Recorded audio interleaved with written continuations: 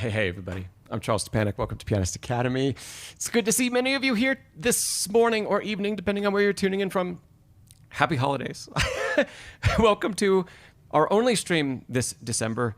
Just things are so busy with the holiday season in 2 weeks. We won't have another one, but welcome. We're going to have an amazing session today. Welcome, Jess, Lori, Whitney, Alexis, C Drive. Yes, Bedlington Groomer, welcome. Nancy, welcome.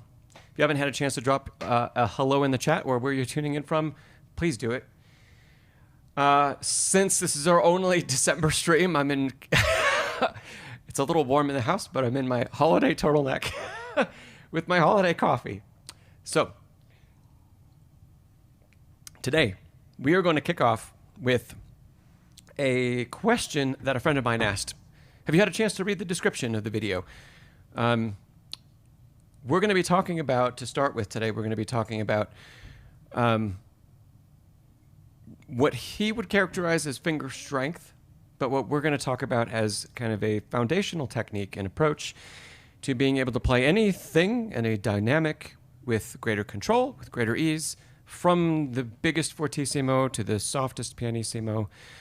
How you can start learning this from day one as a piano student, how it still pertains to practice as a professional, and everything in between. Yes. Michael, Winter Park, Florida, welcome. It's probably warmer where you are than the 30 degrees it is here this morning. Bethany, hey, Bethany, haven't seen you in a while. Good to see you. And OCD King, Z Spark, Isabel in France. Lovely. I hope you're having a lovely evening in France. Okay, so grab your, if you're not already in the chat and don't have your keyboard ready, grab it, because I love to ask questions during these sessions, and I'm hoping a lot of you will chime in with your thoughts, possible answers, etc. Hey, Faze. All right.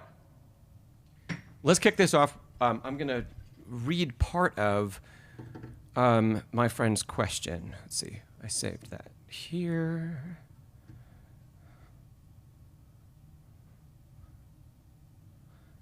So the friend of mine that I was talking to about this, he's a piano teacher. He teaches a variety of levels from beginner through pretty advanced, I think, high school students. So he says some of his students respond well to things like Hannon and Czerny, if we combine the two, Hannon and Czerny, but half of his students just can't seem to build up strong fingers. He says he teaches students in high school who are bigger and taller than he is, and some of them still play with less strength than some elementary school girls. They use exaggerated pushing their wrists into the piano, pushing wrists down, I'm assuming like this, stretching their fingers as high as they can, and then pushing down, have them lean forward, have them literally jump off the bench and into the keys. Uses grip strength trainers, which are probably like stress balls or something similar, to increase grip strength. And he says, if you had a scale of 1 to 10, with 10 being the loudest you can achieve, some of his really advanced students can only get up to a 5. We'll call it like mezzo forte. Let's leave it there. There's a lot that we chatted about. Okay, those of you that are regular viewers of the stream, did anything ring a bell? Did anything like set off a red flag about what we just talked about? Faye said, isn't it usually the other way around that you can't play soft? Depends where you're coming from. Depends on your technique. So yeah, did anybody hear anything that I mentioned from that discussion that just was like, is it way off base? Is it disagree with things that you know that we talk about on the channel, that we've talked about on streams before, that you've seen in my videos? Anything? Chime in. Alexis. Alexis, you'll be able to jump back in. Sorry. It may have been me. Okay, so Lori, you said, I'm not a fan of the word strength. Absolutely true. Bedlington Groomer, lifting fingers independently like with Hannon. Not a fan. Nancy, finger raising exercises. Not a fan. Good. Bethany says there was no mention of using anything but the fingers. There was one, and it was pushing wrists down, right? But only one. Okay. OCD King, since young children can play with power, it's not a strength issue. I was so happy because all of you that are chiming in, you're listening and you're really putting all of this stuff into practice, which is great. Z Spark, they are physical strength exercises, but it's not a strength issue. Good. Alexis, you said when you think of finger strength, you think of the machine that Shostakovich used. Yikes. C Drive, this is interesting. Your teacher says that some of their students have weak hands because they don't practice much. That's an interesting thought. Maybe we can return to that. Whitney, pushing the wrists into the keys. Great. Alexis, how about trying to train individual strength too much and you're going against the biology of the hand? Yes, B. Booker, hello. Those are so many great comments. Okay, so let's try to go through one by one before I dive in and show the technique that we're going to be employing today, which I truly start people on day one beginners with. I don't believe that there is such a thing as finger strength. Let's talk about the difference between finger strength and grip strength. So what is the motion that we use when we grip something? Yes? You can try it on your own. Try to pick something up with your hand, right? It's a retraction inward of the fingers like that, right? Okay, so if we have a stronger retraction, we have greater grip strength. Can any of you feel a little bit of what part of the hand is involved in this movement? Yeah, and also what parts of the body outside the hand are involved in that movement? And if you can drop it in the chat, go ahead and drop it in the chat. Also start thinking about, is this retraction the mechanism that we use to play? So, if I try to retract a finger, let's just say the third finger, our strongest finger, and if I try to play with that sort of retraction motion, that's kind of what I get. A pulling in, and the harder I retract, there's no change in dynamic there, if the rest of the body is not involved. Right? Whitney, you said the middle of your palm? Yeah. And of course, because they're tendons, and the tendons go all the way up the arm to the elbow, right? Because of that, yeah, there is we can feel some of that going up the rest of the arm.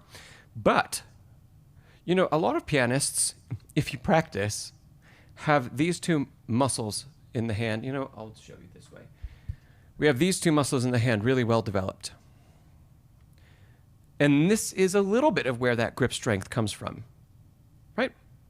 But what are these muscles actually used for in playing the piano? They are not, in case you didn't get that implication, these muscles are not used in playing a key. What are they used for instead? Alexis, you had said first knuckles. The first knuckles are involved in that motion, but yeah, so you could feel it there. That's where the end of the tendon is. Bethany says a muscle or a tendon in the forearm tenses. Yeah, and especially the harder you grip. Yep.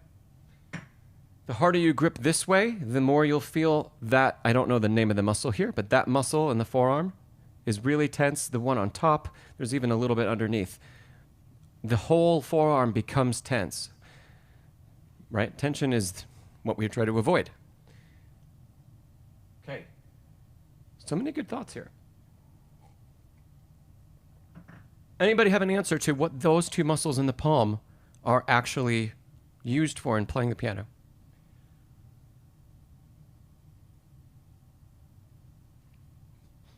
Most, let's say most used for.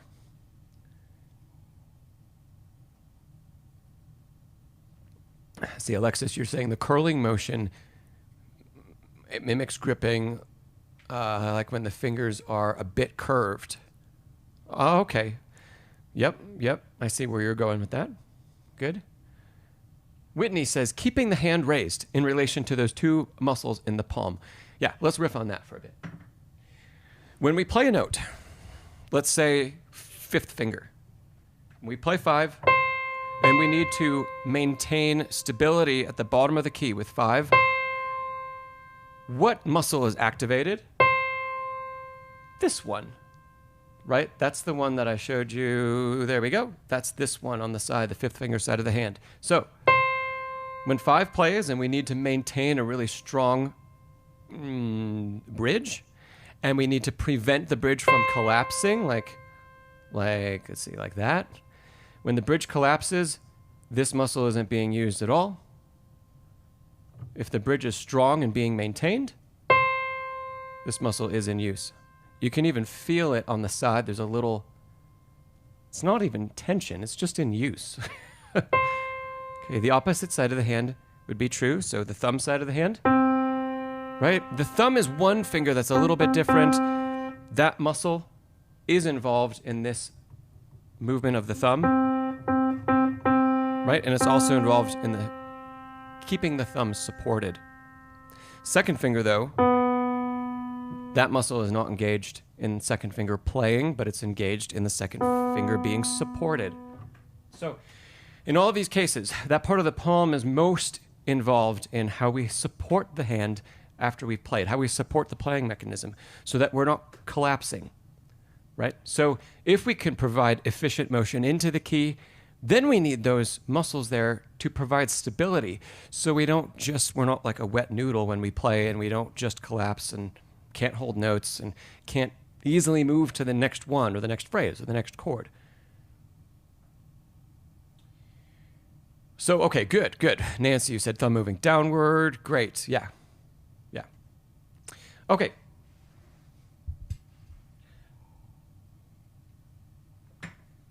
So all of this, we started with this to say that grip strength, or how well we grip things, has almost no bearing on our ability to generate high dynamics at the piano.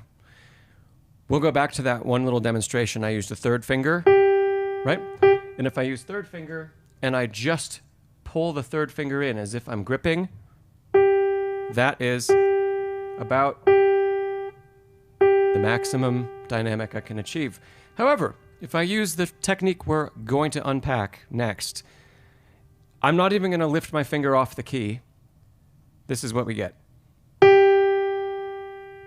It's much greater dynamic. And if I do allow the finger to lift off the key,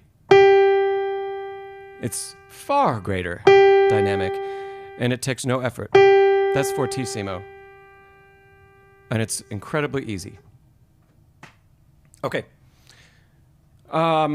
We've talked a little bit about this on the stream before, and I've talked definitely with private students about this technique. And we usually talk about employing it for detached scales right at the beginning of our study, or detached practice of all kinds. So the technique revolves around using mechanisms further up the playing mechanism, using parts of the body further away from the fingers to trigger more finger activity. So if I do this in slow motion for you, what do you all see? I'll do a couple times zoomed out and then a couple times zoomed in. So in slow motion.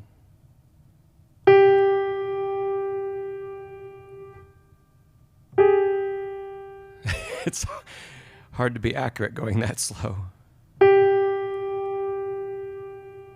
And then if I speed that up, you know what? I'll do one more like this so you can really see it.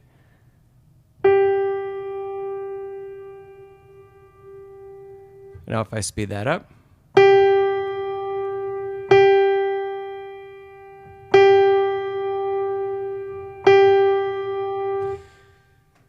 Can anybody describe a little bit of what's going on there?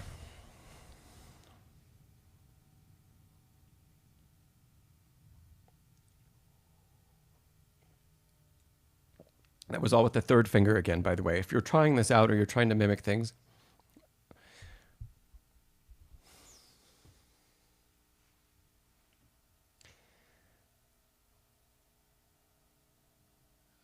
Jay rocks. June. It's like a hammer. Yeah. Part of it is. Part of it is. Let's take that analogy and let's say if it truly was a hammer, this would happen. How is that different from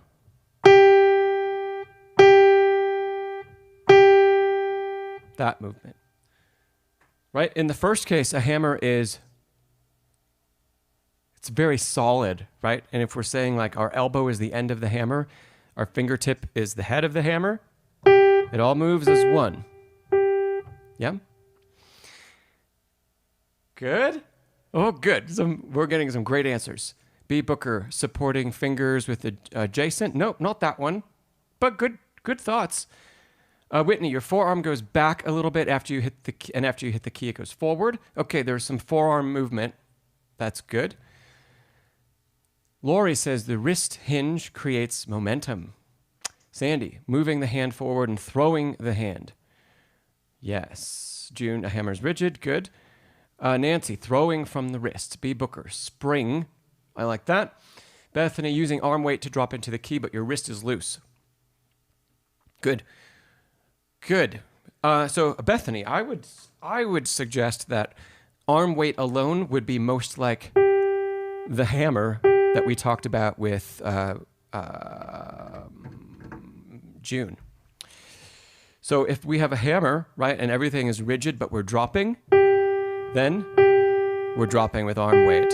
But this, there is still a little bit of arm involvement, but there's more, right? Okay. Good. Great thoughts. So this technique revolves around Lori, what Lori said, wrist hinge, and what Nancy said, throwing from the wrist. So the wrist hinges back, and the fingers, the rest of the playing mechanism lower than the wrist, is thrown into the key. And so we're not lifting fingers up to try to create momentum or propulsion. We're not pushing the wrist down from neutral to try to create greater dynamic. We're creating momentum through like a whip action that's generated with a preparation by the wrist up and back, and then launching the wrist, the arm, the wrist, and the finger all into the key as the wrist whips forward. Okay. Start this. If you're, unless you've done something like this before, start this on one note, just like I've been demonstrating, and with your third finger. The third finger is going to be the easiest one to feel. Second finger will be the second easiest to feel. Fourth will probably be the third easiest. Fifth finger next. Thumb last, because the thumb has a very different action and it doesn't really involve as much of the wrist at all. It's a little different. So start with 3, then practice 2, then 4, then 5, then thumb. So we can't just jump right in and work on a scale, because a scale is going to start most likely with the thumb if we're in B major. Sure. We're going to start with thumb, and it's going to be the third pitch of the scale before we actually get to use the mechanism in the easiest way. So start with third finger. Let's go back. I've been using G. Let's change the pitch up for a second. How about B instead? Okay. The way I usually start this with beginners who have never done this technique is that slow motion variation of this. So we work on separating out 3 points across the technique. There's the preparation, and then there is we'll call it the whip or the launch, and then there's the release. And how much was involved in the release? Type that in the chat when you get a chance. Preparation, launch, release. Preparation, launch, release. Yes, a B booker, your hand acts more like the piano action with finger escapement. That's a good analogy. Yeah. Okay. How much of that was involved in how much of those three components? You could easily see the preparation, the launch. What happens on the release?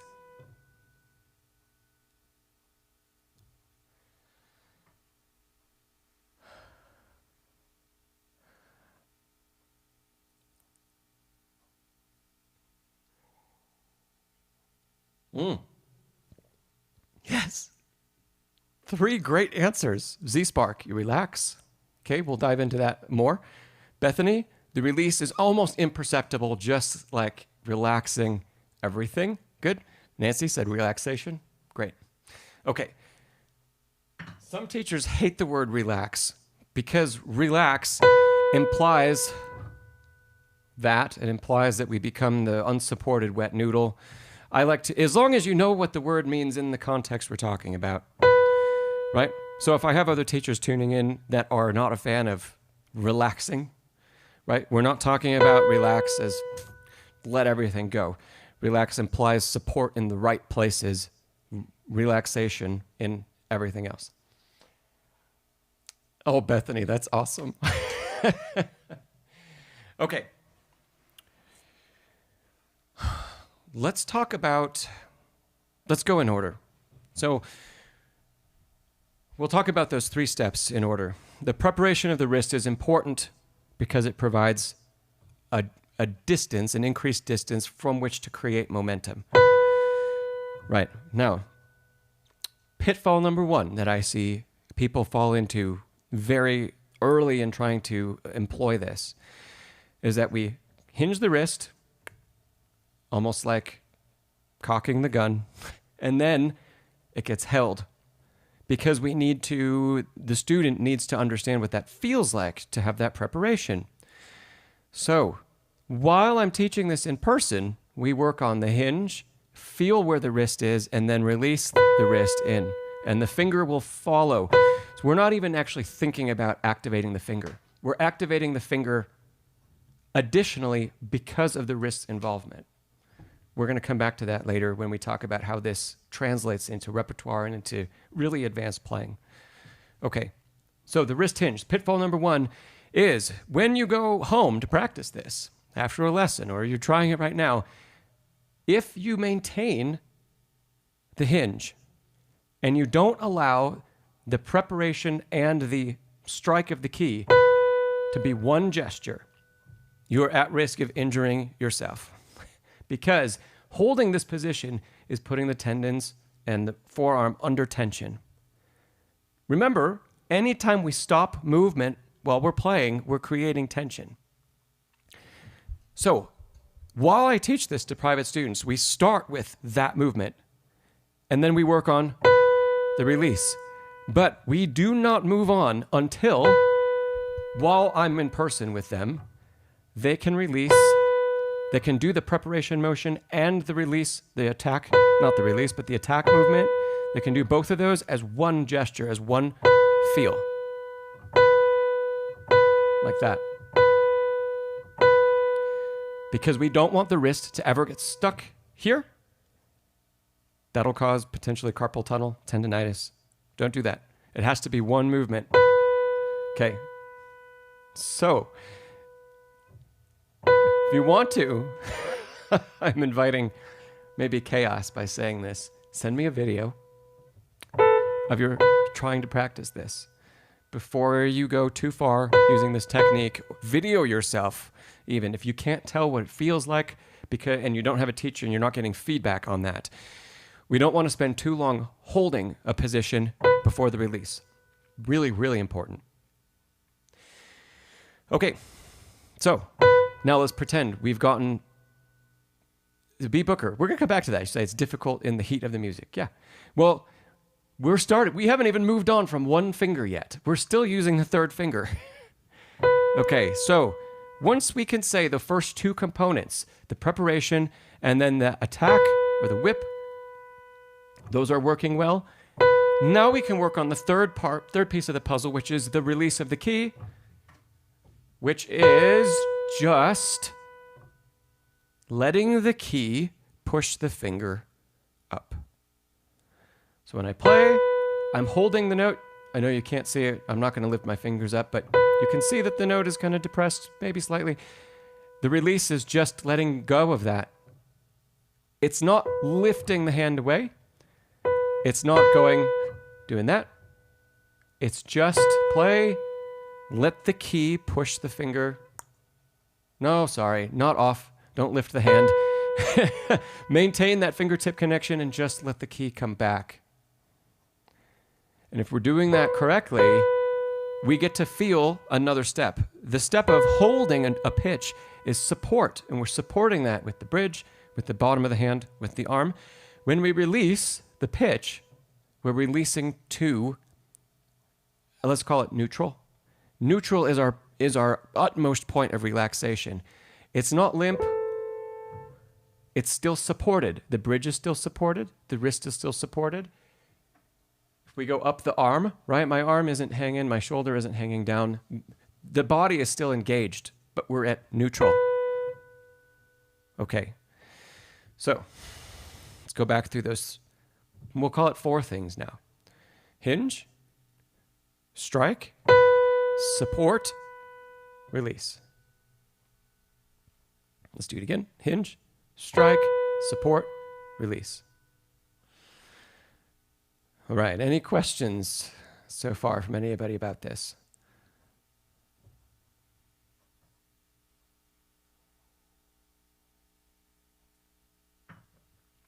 The feel of this is going to be remarkably similar for all second finger, fourth finger, fifth finger. They're going to be very similar. Where we feel the support is going to be a little different. And just our brain activation, saying, I'm going to use my second finger, that's enough finger engagement. That's enough finger engagement for now. Okay, let's jump forward. Let's say we have mastered that individually with the 5 fingers. Let's apply it to a scale. Take the scale slowly enough. We'll use D major, just so it's not C. So, one note at a time, feeling the initial strike of the note as one gesture, okay? Then making sure that we feel the support and feel the release. So feel the key, push the finger up, which means the tempo of your scale is going to be exceptionally slow, like this.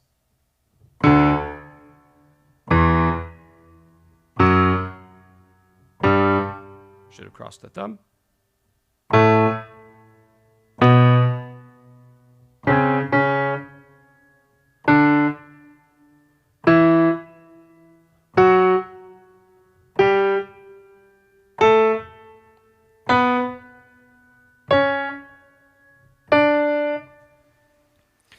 If I'm really paying attention to all of those components, that is as fast as I can possibly think and perceive what the hand is doing. So, B. Booker, you ask, is this the same regardless of dynamic, or is this only forte and higher?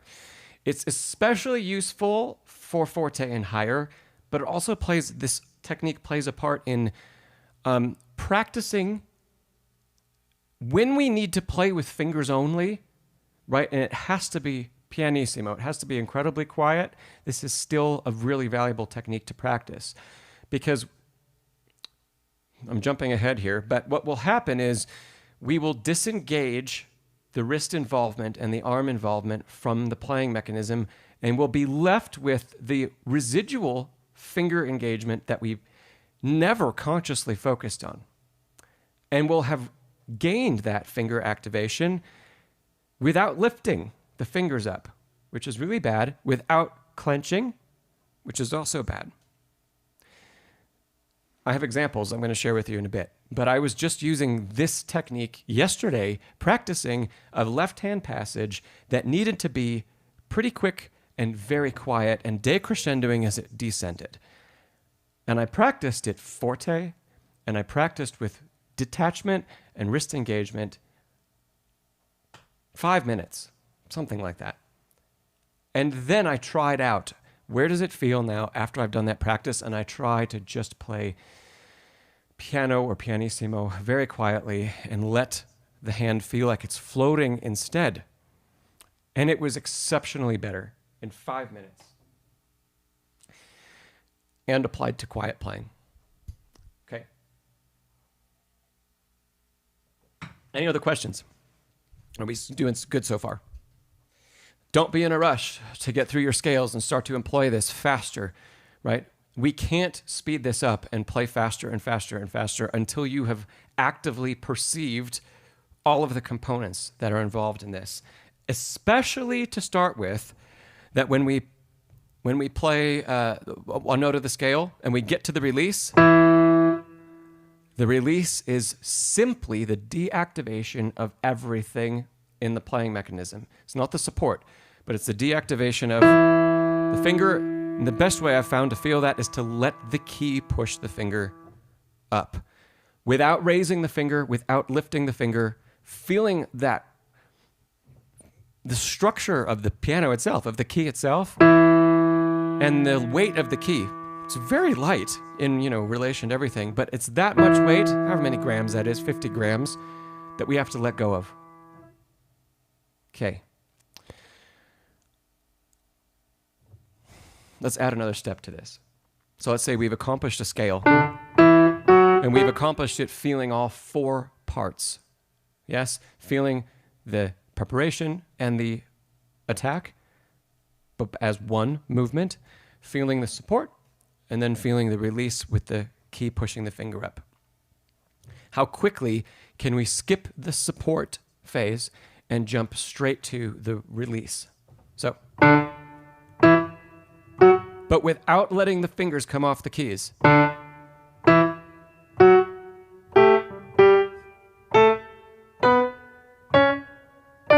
So, to show you that more closely, thumb, 2, here we come to fingers you can see a little better. When 3 releases, it's immediate, but the finger is still touching the key. 1, 2, 3, here's 4, 5. Fingers are still touching the key. Great. Okay, let's say we've perfected that. And the next step after this, link the release of the key to the next wrist hinge. Now the tempo is going to be able to start speeding up. But we can't skip that initial step of feeling the release with the fingertip.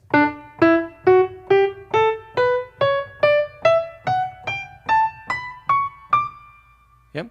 So now as I'm playing that, and I'll zoom in again. The release is paired with the next hinge. Here we go. Right? All of this time that we're working on this, by the way, the forearm, the wrist, because of the hinge, we're allowing the wrist to also act a little bit like a cushion itself. So this is all still flexible here, right? Which is a big difference between this, even though we're creating that whipping motion, it's not the hammer, which is like that. That's another pitfall. So sometimes I've had students really perfect this during a lesson, and then they go home and they practice, and then they come back and they're doing that hammer movement, which has disengaged the wrist. The wrist is where we're getting the finger activation from, and it's where we're generating all that extra power. Yep. That's really, really easy to play, and that's at least forte, maybe bigger. So we can't deactivate the wrist. All right, let's see. Where were we in steps? We played the scale, we felt the 4 steps, we felt the release, then we felt, the release leading to the next wrist hinge. Good. Okay, at this point, you could start to maybe apply some tempo to this, and you could work on scales at a specific tempo. You could start relatively slow. Whatever tempo that happens to be. There's my metronome. If we call it quarter notes, that's quarter notes at 120. 1 to the beat.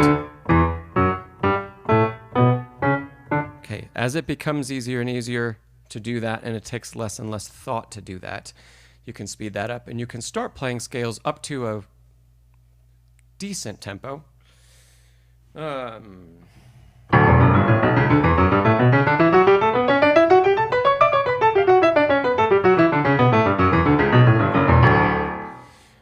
That might be about as fast as it's possible to generate all of that momentum. Let's see what tempo that was. If we call it 16ths at 105, can it go any faster? Not really. Maybe to 110. That's about the maximum. And then all of that movement starts to become too much movement to continue to be efficient. So this isn't a practice technique to work on to play faster. It's not going to speed your playing up. But it is going to unlock a lot more consistency in attack from every finger, and it's going to unlock an ability to play at much greater dynamic. Okay. Now, let me open this up for a question. Why is the detached articulation the most important for every student to master, especially the beginner student? I feel like we've talked about this on streams before.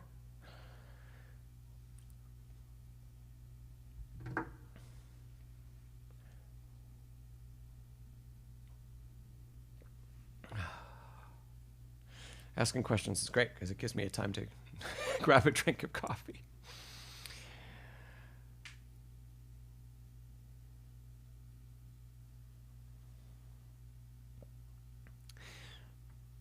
It would be so much easier if, shameless plug, it would be so much easier if you could just talk your response. And guess what? That's what we do in my private group, Next Level Pianist Academy. We have sessions like this. And it's on Zoom, so instead of having to type it in the chat or type in a comment, which takes a long time, you just unmute and say what you want to say. There's a link to join the group in the description below. Phase, you say detached like no pedal? Well, yes, but detached is an articulation that we perform with the playing mechanism, not the pedal. So yes, no pedal. We can't use... You know what? You still can play detached with the pedal down. Because detached is how we're using the arm and the wrist and the fingers. It's not necessarily a sound that we're going for. B. Booker, you say, so maybe because beginners hold on to tension. The greatest tension starts when you spread your fingers playing broken notes. Okay, yes, that's good. Whitney says, so your fingers aren't dependent on each other. Good. Nancy, good habits equal no injury. Good. Get students, Z-Spark, it gets students away from the security of having their hand on the keyboard. That's good. That's really important. That's a secondary benefit because that's more of a psychological one. Less physical, but really important still. Faye says, does it still have any legato? You can play legato with the detached articulation if we're employing the pedal, which is important in advanced repertoire. But let's not go there yet. We're going to say that we're detached is without pedal for right now. And because of the physical release, either on the key surface or away from the key in the preparation for the next motion, legato is not possible. Let's say that. Lori said it reveals if you're able to relax each finger after hitting a note. Yes. And Bethany, you say you ended up with a ton of tension that inhibited playing anything difficult. You would have injured yourself. You got to a point where you couldn't progress further without revamping technique. Yeah. Yeah. Okay. So one of the, I think, most difficult things piano students struggle with is actually not the attack of the key or playing of the key. Although what we just worked on is difficult to do, especially, well, it's difficult no matter what. It's difficult even if you have experience playing and you've never used the playing mechanism like this. It's still difficult. But what's more difficult is that after the note has sounded and we've gotten that feedback through our ears, what happens next? And it's incredibly important to learn how to immediately upon hitting the bottom of the key, upon hearing the sound, know exactly how much support is needed to hold the key down and no more, so that we're not pushing, right? But also know exactly how little support is needed to let that key go, right? But maintain our structure. That's incredibly hard. And I've seen students through professional level degrees, like a master's degree and doctoral degrees, that still haven't mastered that technique, where there is still tension in their playing, right? Sometimes if you're not a part of that like music world, that academic music world, you think of, oh, you've attained these like really high level degrees, like a master's or a doctorate or an artist diploma or something like that. You must be like a complete master. There's a reason why, there are probably tens of thousands or more people that have degrees like that you don't see competing in any of the big competitions. You don't see performing anywhere. They usually play their degree recitals, and that's, maybe they play locally, maybe they do a little collaborative work, maybe they play at a church. But how often do you hear them playing Chopin etudes or, really complicated Bach or Rachmaninoff or anything else like that? Not very often. Probably the last time they did was maybe in one of their degree recitals. And it's because a lot of times that technique, usually the release, still hasn't been perfected well enough to a point where the highest of the heights of, difficult repertoire are easy. Most of making Chopin etudes easy or Liszt etudes easy is about letting go. It's not about how fast you can move. Speed comes because you've learned how to let go in an instant. And when you've let go, that translates into really incredible things. All of a sudden, when you cross that bridge or when you kind of break through that wall or punch through it, all of a sudden, technique is just like, oh my goodness, you can play like anything. Still takes practice, but it's actually attainable. And a lot of it has to do with the release. That's why when I teach beginners, we start working on good release from day one, because that is truly the key to unlocking fantastic ability. The sooner we can learn that, and there are a lot of teachers that don't work on it all. You only work on playing the right notes and the right rhythm. Great. But that's setting you up to build a technique that you're, like Bethany said, you're going to have to tear it down and rebuild it. And it's either going to be so frustrating that you quit playing, or it's going to take so much work. It happened to me too. It happened when I was 12 years old, that the technique I almost wasn't taught technique. And so all the bad habits that I had developed as ways that I figured out how to get through things, when I worked with my first master teacher, he said, it's going to feel like we're going backwards. We're going to be playing scales incredibly slow. We're going to be working on every finger movement. We're going to be playing repertoire that's way easier, because we need to rebuild everything. How you think about playing one note needs to totally change, and we can't do that if you got too many notes to think about. So luckily I was young enough and I still wanted to keep playing, that I said, oh, okay. But I know as adults, and it's everybody that's here as an adult learner, that can be so frustrating. So my goal with everybody is to start you off on the right foot from day one, even though it feels challenging and it makes it a little bit more difficult to dive into music right away.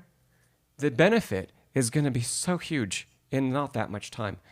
Really, like 6 to 12 months. If you have the perseverance and tenacity to stick with it for 6 to 12 months, you are going to see remarkable results that propel you from playing method books to playing great repertoire. Everybody's going to move at slightly different pace.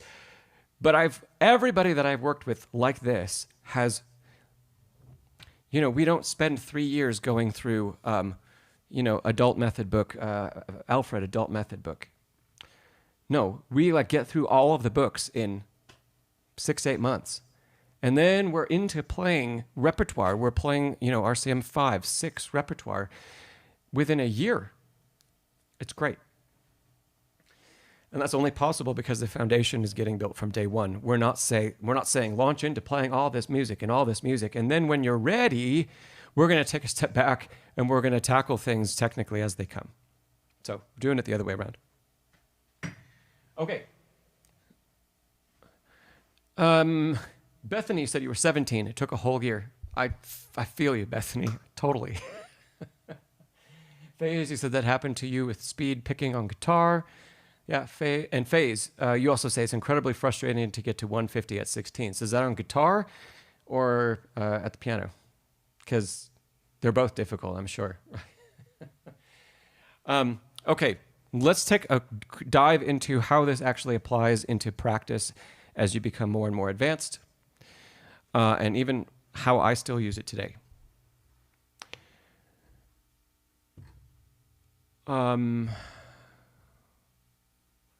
I'm going to open up the exact passage I was practicing yesterday. Okay, so I have a performance coming up at the end of next month. It's in about a month and a half. And I am, like most of the time I perform publicly, it's all of my music. So it's either arrangements, transcriptions, or originals. And this is no different. Okay, so this is an arrangement of some music theater from the musical Sweeney Todd. I haven't gone over it today, so I don't know. I just worked on it for a bit yesterday, but it's bar 72 that we're looking at. The tempo is the tempo this needs to be played at is quite quick. It's probably 1, 2, 3, 4, 1, 2, 3. I'm not sure what BPM that is, but there's measure 73. It needs to be that fast. Okay. In working measure 74, where there are a couple of fingerings written there, this is where I employed that practice. My left hand was feeling sloppy yesterday, and I know it's eventually going to be pedaled and it's eventually going to be legato, but I can't fall into the trap of playing this like I just did, which is actually with finger legato. It will eventually get me there, but not very quickly. What I really need to do is work on attacking each note and relaxing immediately afterward. And so my practice of that passage was under tempo and detached, using the mechanism we just worked on. I'll play it once like that with the score, and then I'll show you with my zoomed in camera. So.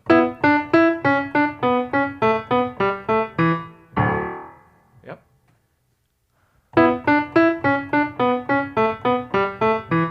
There's the jump. Okay, that was the crux of how I attacked that particular bar. Now, what it needs to turn into is something like that. That's very quiet and it's underneath the texture, but I have control and I can shape it. So Something like that. Okay. I need to have control over every one of those fingers in that passage. So I'm training the finger activation needed to play it quietly, to play it piano, but to have control to show a shape. If I want to make a little crescendo, I can do it. Or if I want the entire thing to decrescendo, I can do that too. And it all goes back to how we attack this. Now, I've been putting a lot of videos out about practice techniques on the channel, and I have a whole course on practice techniques. I'm not implying that I played that bar this way for minutes and minutes and minutes and minutes on end. I didn't do that, but I made subtle variations. So now we're bridging topics into something slightly different. But I varied tempo. I varied groupings. So there's tempo and grouping change. I would do a little bit of experimentation with more legato. I would vary dynamic, forte, using the wrist throw, and then the throw is less pronounced when it's piano. Yep. So even though I used mostly the same detached technique and the throwing of the wrists technique to get the fingers to learn more activation and to be more secure, I still changed it up. Every couple, no more than 2 or 3 repetitions, I changed it up and I did something slightly different while maintaining the same underlying goal, right? And maybe over the course of 5 minutes of practicing that or so, I went back and I tested it. Yeah, there it is. Okay. Yes, Bethany, correct. Sweeney Todd. Yes, Lori. This is my arrangement of Not While I'm Around, a medley of Not While I'm Around and Joanna from Sweeney Todd. So, all right. Does anybody have any other questions? So there is an example of using the technique at a professional level, working on a passage that doesn't require forte playing, right? It actually required piano playing, but I realized in practice I needed more finger control and more finger activation. Great, then I can employ that technique, right? And in the meantime, I am training my hand for that passage to work on great control via the wrist throw, right? Then great ease of release at the end of each note. So that when I do string it all together at tempo, I can push incredibly fast because I'm not getting hampered or bogged down by too much gripping and too much tension in the hand.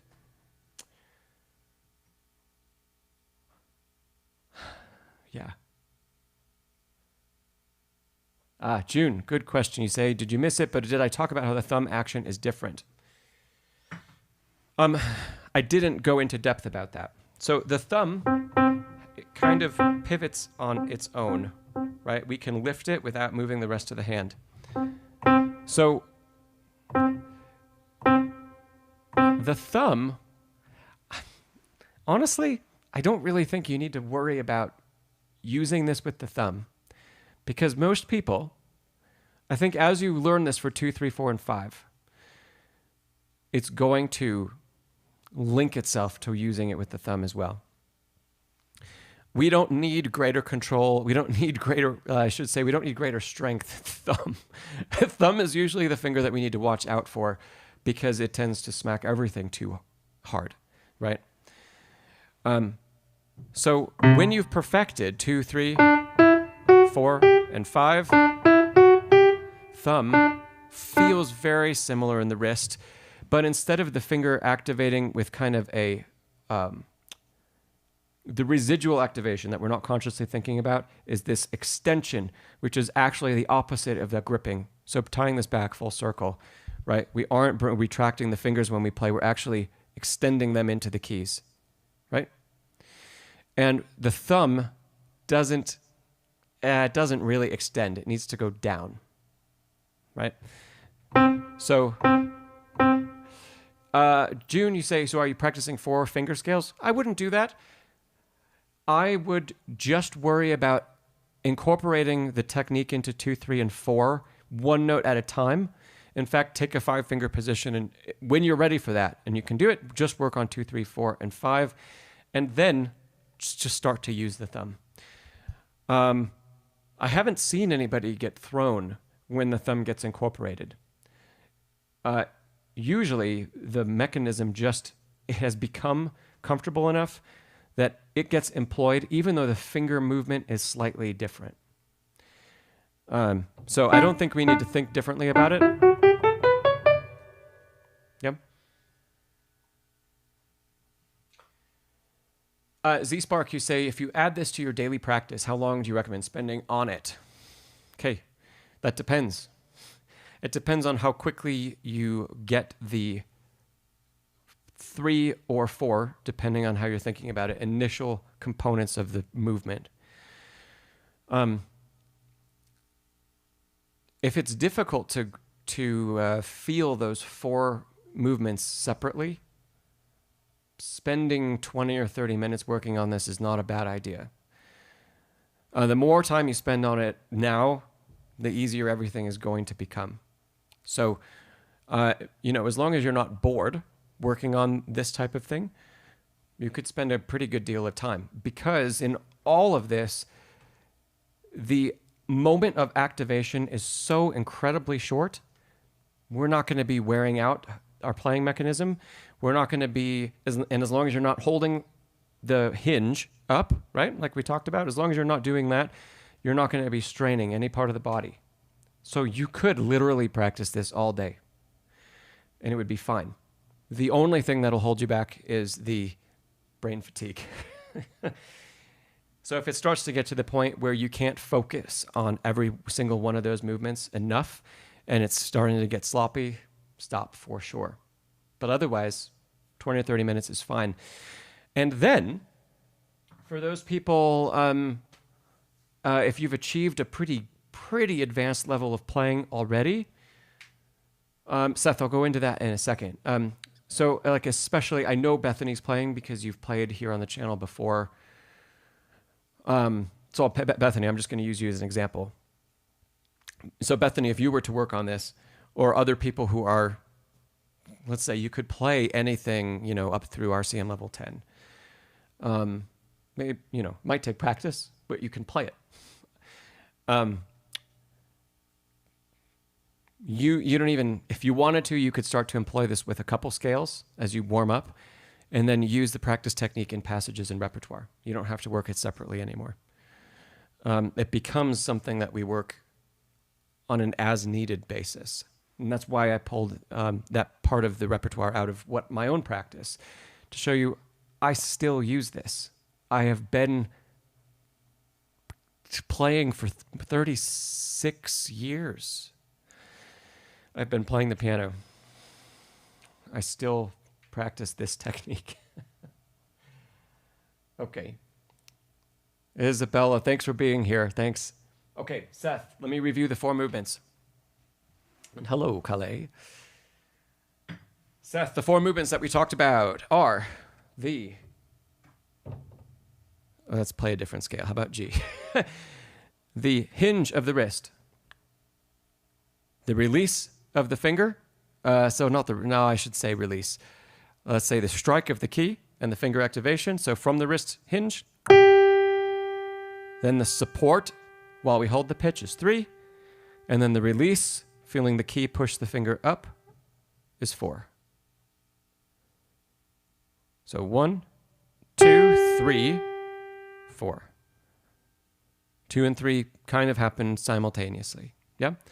And then we eliminate the support phase, and we incorporate 1 and 2 into one movement. So it's 1, all of that becomes 1, 2, 3, straight to support, and then release. And then eventually it's one gesture. We go hinge, release, hinge, throw, support, release, and then prep for the next one, all in one movement. Like that.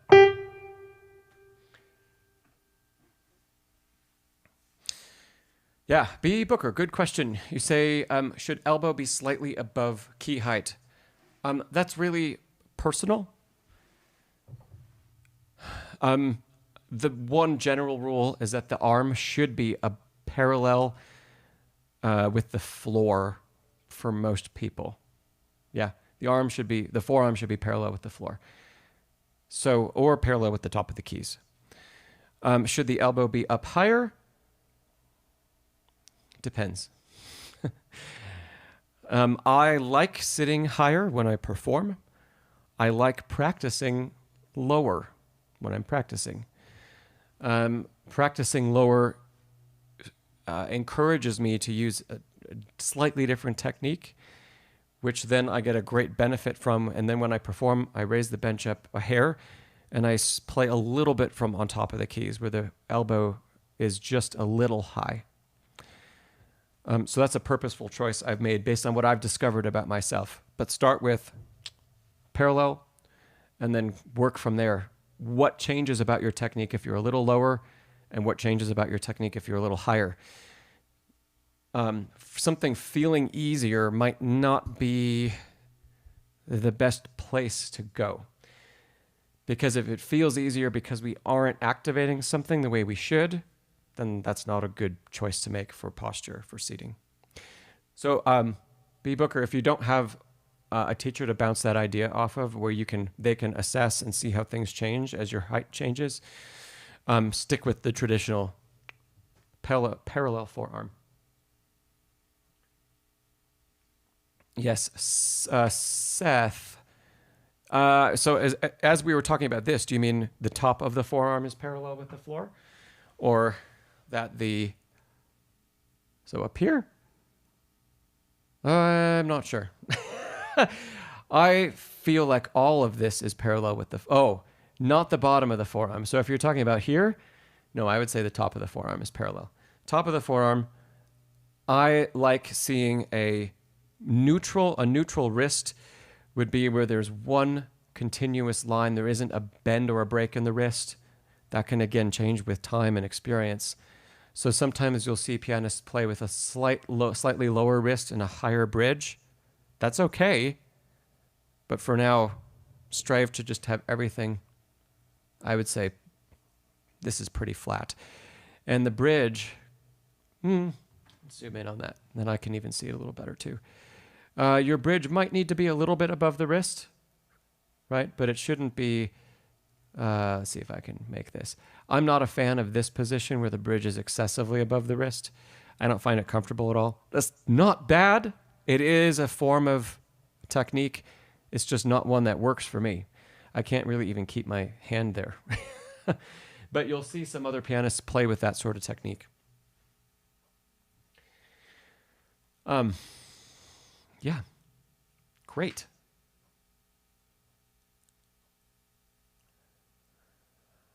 Good. Any other questions before we move on? I was expecting this to be like a 30-minute segment, so thanks for all your patience and sticking with an hour of talking about this technique.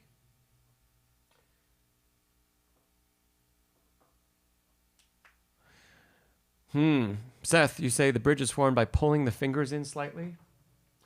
I would say the bridge is formed by letting the hand dangle, shaking out all of the tension, and then placing that relaxed hand on the key. And if I show you that, there's the bridge. I have not tried to pull the fingers in, because as soon as the fingers get pulled in, I'm creating tension in the bottom of the hand right here. So I am not a fan of that. So shake it out, place that loose, relaxed hand. Your natural bridge forms. Now we need to learn the structure to keep it there as we play, but it's not pulling the fingers back in necessarily.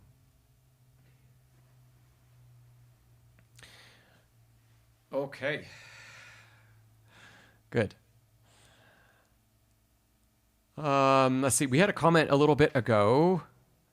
I can't read your name. But you say you're learning piano for 6 months, self-taught. You read music, you know basic scales, and you're playing some Bach. Clementi, Opus 36, number 1, Beethoven Sonatina in G. You'd appreciate next steps, recommendations for next steps. That's really hard to say without hearing you play that repertoire.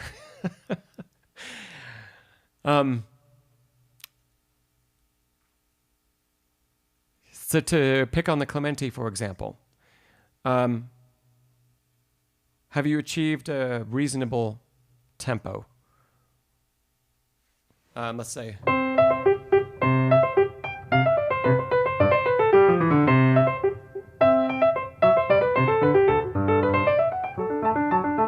Have you achieved something close to that tempo? Have you achieved that tempo with a good technique? Have you achieved that tempo, and are you able to show all the dynamics that are present in the score, let's say? Are the articulations well executed? Where we need to slur, where we need to show staccato or detached? Are we able to change, right? I think I mentioned dynamic, but when we get to the middle section,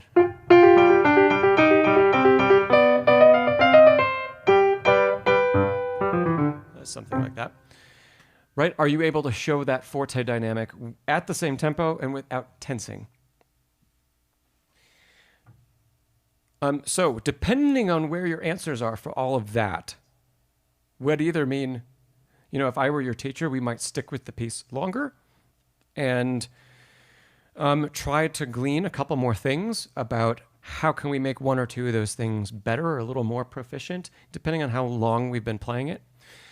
And then at a certain point, we'd work on something else. But I probably wouldn't recommend jumping to anything that's too incredibly advanced too quickly.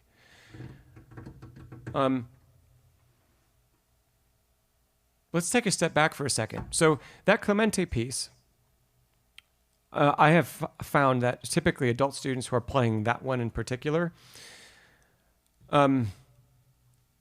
struggle with the technique to get it to that reasonable tempo. So what we might end up doing is, next playing two pieces that are very different in approach.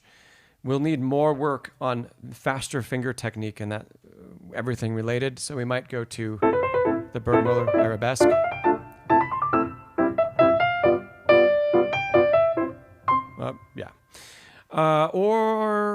That could be a good one.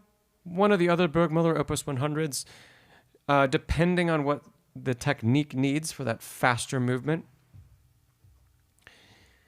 And then we could pair that with something that's more lyric.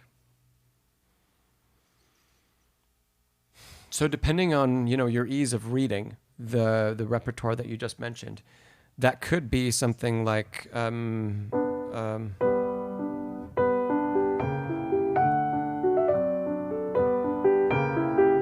or some Satie,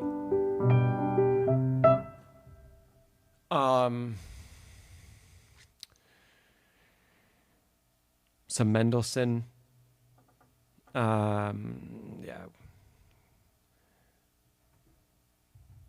Let me see if I have the one I'm thinking of.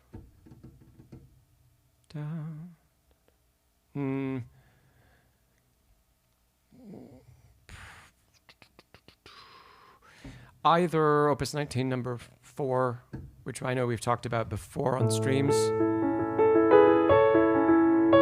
Maybe not even including the opening, but just diving into the chorale of it. And working on line and shape.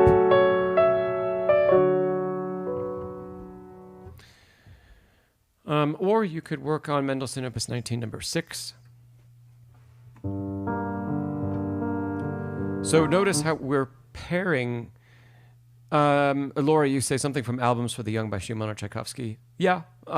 Morning, is it Prayer? It's Tchaikovsky. I can't think of how that goes off the top of my head. It's in G.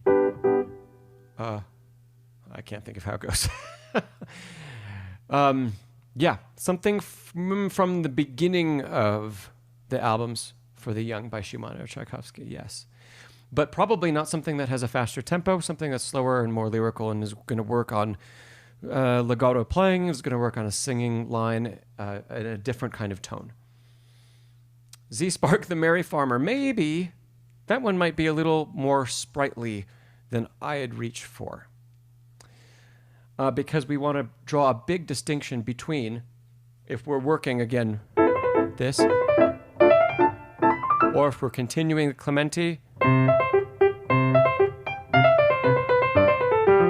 with all those scales, we want something that's a very different feel to balance that out. So, yeah, those are the places I'd look. And again, one more spot to answer that question. We've talked all about, yeah, thanks for tagging that contributor, Lori. Another thing is look up what are the scale requirements for the typical scale requirements for the levels that those particular pieces are. And have we achieved them for the scales needed? C major, D major, G major, A major, maybe F. And how quick are scales supposed to be? Level 2 or 3? Maybe around eighth notes at 70 or 80 beats per minute, around there. So are those scales proficient? And that answers a bit of our question about where we should go. B. Booker, yeah, a Bach little prelude. Maybe. So again, Bach is going to be more notey. But yeah, if you finish the Bach that we were working on and we need another piece, that we could absolutely add something like that as well. Just balance the notey stuff and the scalar stuff and arpeggiated work with something that's lyrical and something that's more chordal. So we're still working a variety of styles and working on our interpretation and working on our technique in a variety of ways. Okay.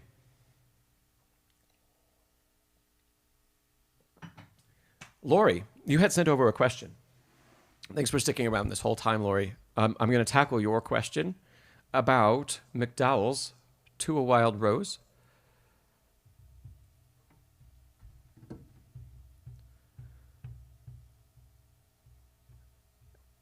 And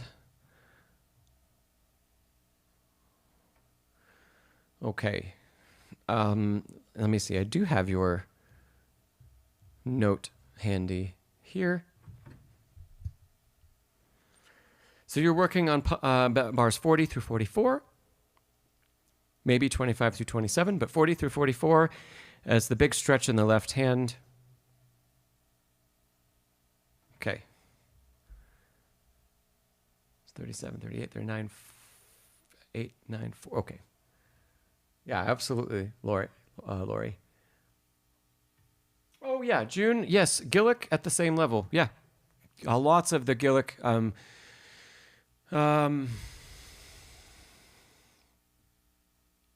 Yeah, you could work on a lot of the Gillick. From Forest Murmurs, the first one in the book, would be really nice. That's of the lyric preludes in romantic style. That would be great. I'm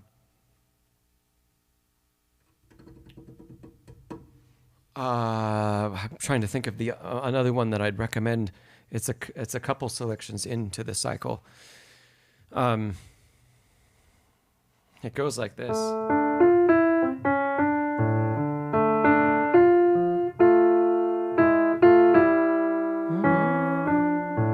There it is.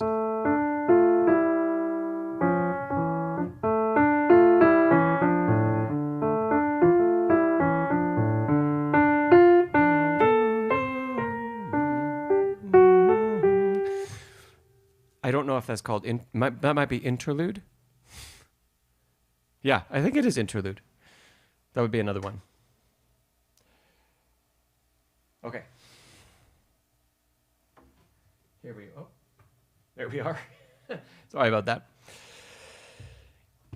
Okay, Lori, we're looking at measure 40. So from about there.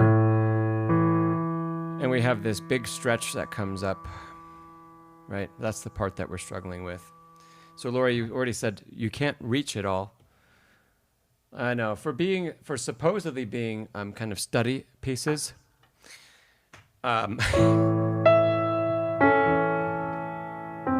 you really need a quite massive stretch. That I mean, this is usually given to children,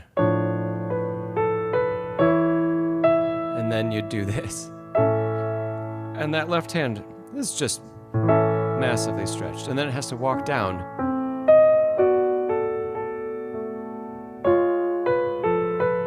So, okay, if we can't reach that,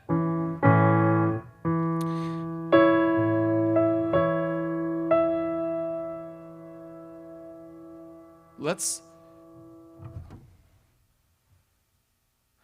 make two adjustments. Okay, we could fake this a little bit with, I think, some pedal here.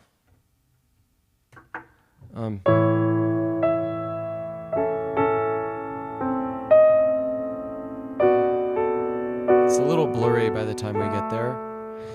Yeah. Okay. So one approach would be, don't worry about the rearticulation of that pitch. Just pedal from where I marked. And we're going to pedal through to...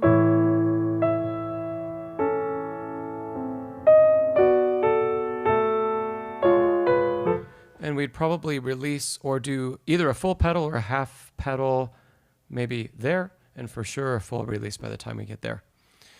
Trying to feather out the low note, because if we can't keep the descending line clear, that's much more important than keeping the lowest pitch sustained. So we're sacrificing a little bit of that for the hand span and saying that, okay, we get a little bit of that low A sustained as this phrase begins, but then it's less important than keeping the descending line clear. Okay. Let's see, there's maybe another approach. Lori, what is your maximum reach? How far can we actually hold stuff down? A ninth? Or can you hold the 10th, that's the C natural here? Can you hold A to C? Or is that our first one?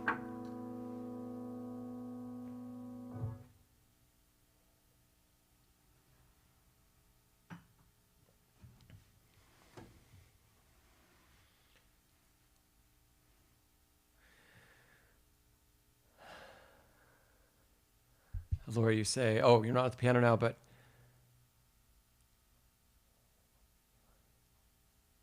you see, you doubt you can reach the C natural. Okay. So we'll probably aim for the B then. Okay.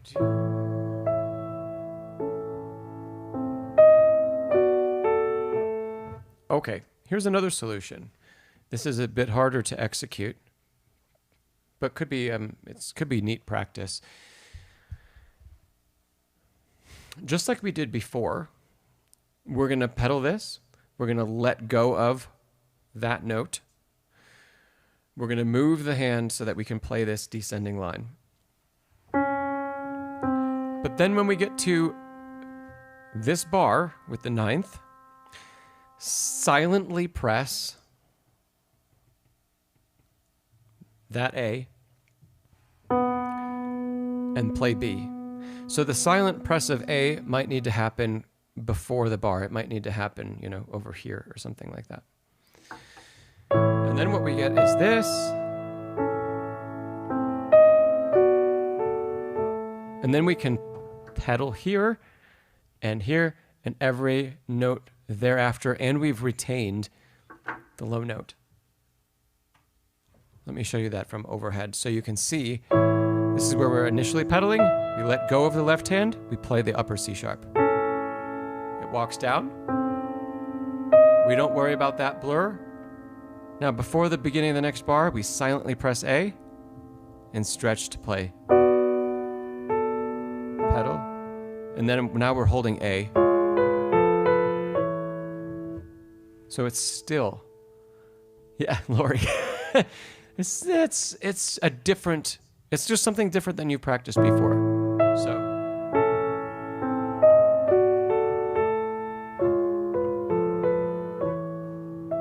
We need to grab that A and maintain, make sure the damper stays raised. That's why we're silently pressing it. I caught it that time. So the sound is still there, and we're still getting that sustain. And then we can pedal and play the rest of the line very, very cleanly after that. Last bit to add a little complexity to this, as if that wasn't enough already. If we really do want to strike the note here, which will be nice to have to continue to show its sustain across the next 4 bars. If you want to strike it again, we will have to break the chord. So this will become kind of a quasi roll where you still won't play the E because it's tied.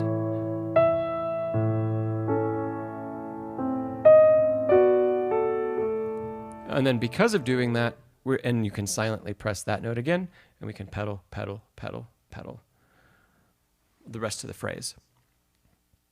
So kind of option 1 was the simplest, the most straightforward, and it's just really totally fine for playing that section of this piece.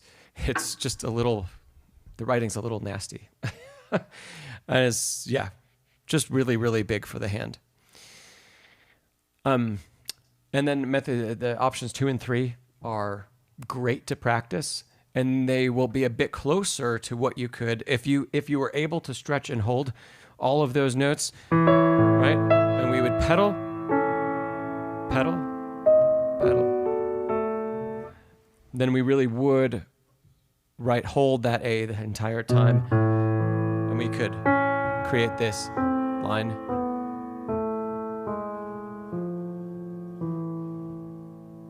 Yeah. So, methods 2 and 3, where we silently press the A in the second bar, are going to get us close to that without having to need a major 10th spread or minor 10th. Yeah. Okay, good. Yes, Lori. Yeah, it's a great piece. But yeah. That spot, everybody that I've worked with who plays this has questions about how to deal with that. So you're in good company. Oh, yeah, and thanks for putting that title up for us. All right. Great. Hey, what other questions do we have today? This has been a fun day. Lots of technique. Now we just made what's supposed to be a relatively simple piece a little complicated.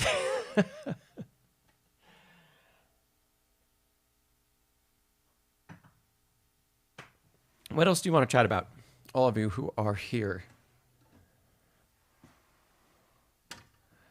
Ah, Expian.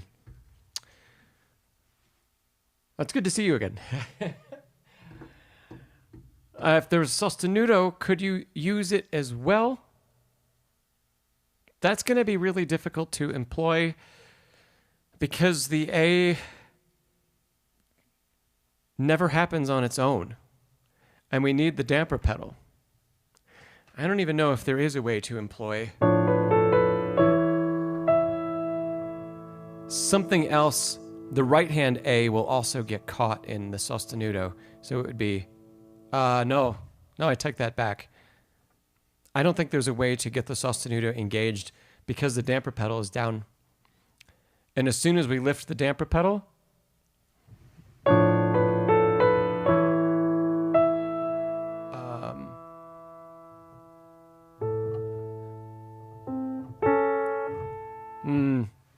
I don't think so. No. Yeah, Lori, so okay, you've experimented with that. there are going to be too many compromises. Too much else of the passage, I think, is going to get caught. And or it's just going to be so hard to engage the sostenuto because we need time without the damper pedal engaged to get sostenuto down so it's not, the whole instrument isn't ringing. And that's going to disrupt the flow of the phrase if there's too much time involved in that. Yeah. Okay. Good question, though. Whitney, you say, how do you stay relaxed on fast, repeated parts? So you say you don't know how to best explain it, but for example, the melody in Carol of the Bells or... so you're talking, I think, about my arrangements. Carol of the Bells or the Downton Abbey suites that I wrote. Like back and forth between a chord and a note on the Downton Abbey, and for Carol of the Bells, after a few repetitions, when you're playing it to tempo, you stop thinking about it and it tenses up. Okay. The Carol of the Bells one, I think, is an easier one, so we'll start with that answer, and then we'll look in particular at the Downton Abbey bit.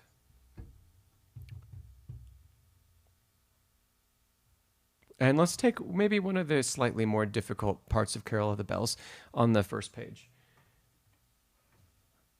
So we've got these thirds in the right hand that begin in measure 13. And they repeat and repeat and repeat and repeat. Okay.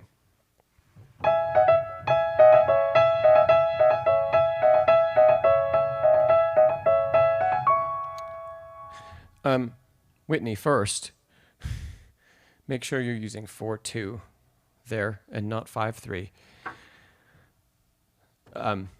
That'll be a huge help. 4-2, 3-1, back to 4-2, and then 2-1 on the last. So that'll be, if you're not already doing that, that's a lot easier than 5-4-5 on the top of that passage. Okay, second, have points, and this is probably going to tie into what we talk about in the other piece, have points where you actively think about restarting the mechanism. If we use an approach to playing, one approach to playing repeated octaves, for example. So if we have something that's like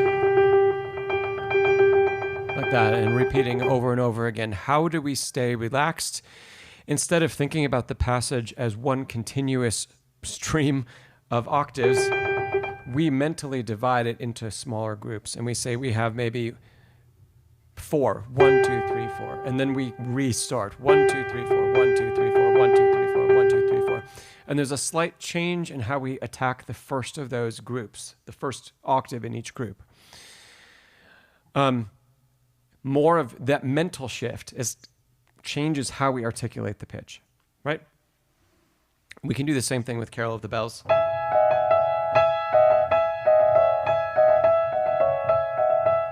So when I play it, I never think about the fact that this repeats and repeats and repeats over and over again. I say start, start, start, start.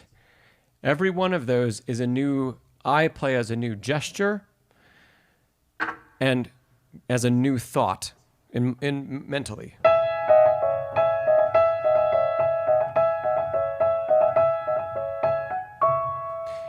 And then the repetition of that becomes, well, we're not thinking that it's just a bunch of stuff strung together for 4 bars. It's actually quite a lot of little sections, yeah? And every one of them, as I play that, I give a nice little re-articulation. So here's the first one. As soon as that second statement happens,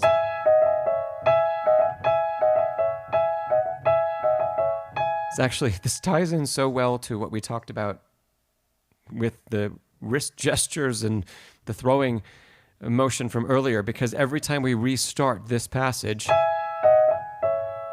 it's using a form of that movement.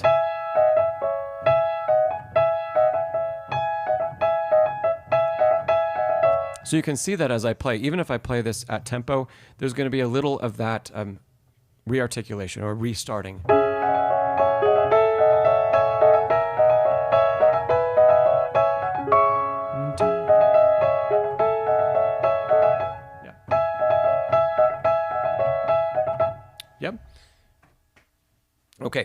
That should take care of most of the stuff in Carol of the Bells for you, Whitney, because I think the repetitions are all going to be very similar to that one. Thanks for being here, Bethany. Whitney, do you have, can you give me a couple bars of the Downton Abbey suite that we can take a look at if you have the music handy?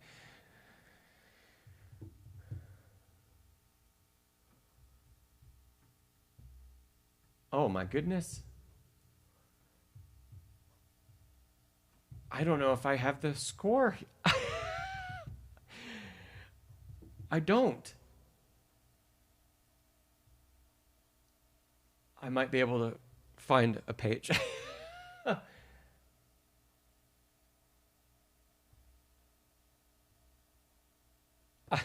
That's funny.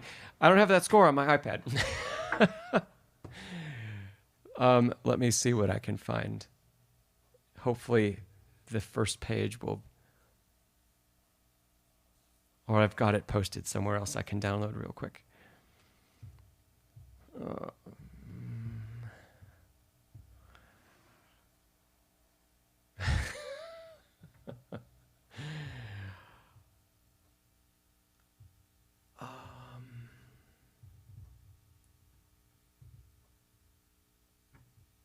No, I don't think I even have it on my Google Drive. Okay, let's try one other place.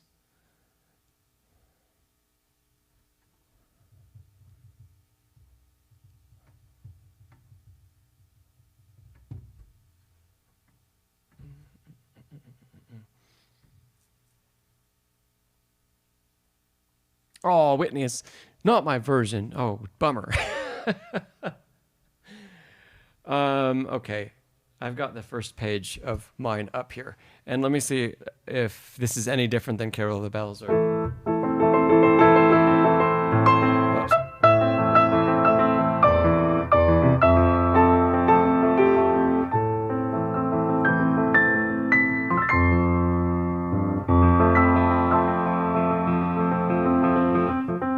So throughout here, even if it's a different arrangement, there's going to be a lot of this repeating.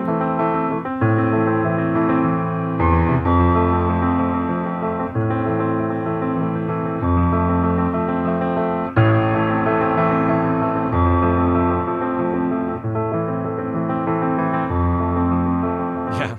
Okay. Slightly different answer, Whitney, but some of it is similar. So still try to look for places where we can re-engage the mechanism. Yeah, so where can we feel like we restart?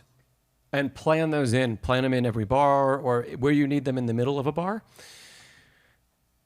And at least in mine, and you say it goes back and forth between a fourth and then an interval of a third. A to C.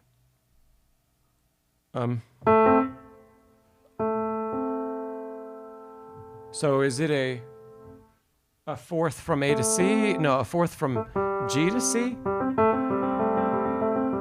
Like fourth, third, fourth, third? Or are we talking about the right hand? Like that? You say in yours, in the bass clef, it's A and E together to middle C. Okay, so this fourth. That's what I wrote as well. Yeah. Okay. So in addition to finding that place to restart the mechanism, practice feeling a rotation between 5 and 1. As if you're only playing the outer part of the figure. So can we rotate easily between those two? Don't worry about the second finger. Yeah. And then when we do add the second finger, we're kind of feeling like the second finger is the point around which we pivot. So there's still, it's a little less obvious that it's rotation, especially from the side, but there's still movement toward the thumb. So you see as I'm playing that, there's a little bit of this lateral movement.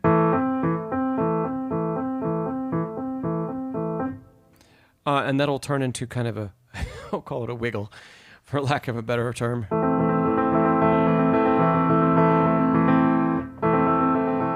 So if we have that wiggle that stems from rotation, and then we add in saying maybe once a bar. Here's 1, 1, 1, 1, 1. So see if you need to add in something on the first beat of every bar, or can you get through 2 bars? 1, 2, 3, 1, 2, 3, 1, 2, 3. And think about that re-engagement of the mechanism. And that should lead you, just the thought of it should lead to a change in the wrist position and how you fall into the first note. So we're trying to use a mental trick to say, fall into 1 and let the next bar or 2 bars be like a residual playing.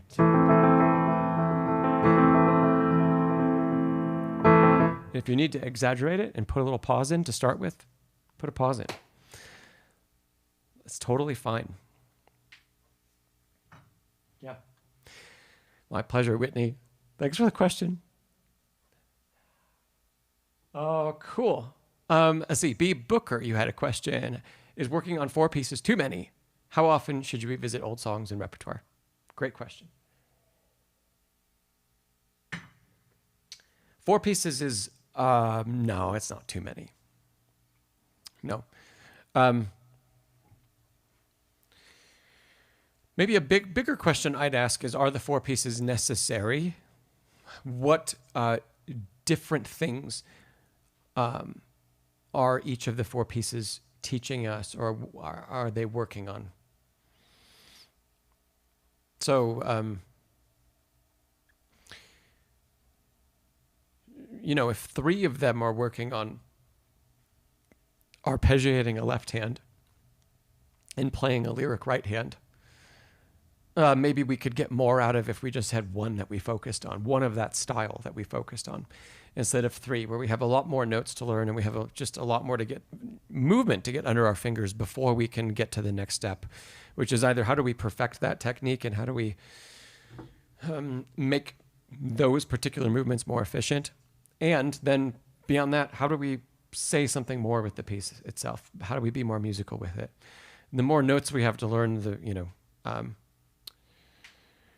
the longer it might take us to get to that point where we can work on those things. So the only time I'd say 4 might be too many is if a couple of them are very similar. Then unless you're really wanting to just play 1 or 2 of those for enjoyment, fine. But if you have 1 that you're really, really working on and that you want to get to the highest level that you possibly can right now, try to attain that with 1 of that variety, 1 that has those particular goals, and not with all of them. And then see how much is transferring over as you work on 1 of those to the other pieces that you're working on for more enjoyment. But otherwise, if you've got, for example, like a little Bach piece, and we've got a little, oh, okay, you just let me know. Bach inventions 1 and 8, and a little prelude. That's a lot of Bach. So I would pick 1 of those 3, depending on the difficulty that you're having with the 2 inventions. If a little prelude is thrown in there, the inventions are probably a big stretch. So maybe keep the little prelude, pick 1 of the inventions only, and then your other 2 pieces should be a dramatically different style. Skip classical period, pick something romantic, and pick something contemporary for your other 2. And make sure that the other 2 aren't stretched pieces. If one of the inventions feels like it's very difficult, yeah. The private students that I have usually sometimes they have quite an accomplished sense of especially romantic repertoire or contemporary things. And Bach takes so long. And it takes so much practice and so much focus. It's great. It's really good for us. But balance that. And I bring that up because I do have one student I'm thinking of in particular who's preparing for the RCM Level 8 exam. And like can blaze through his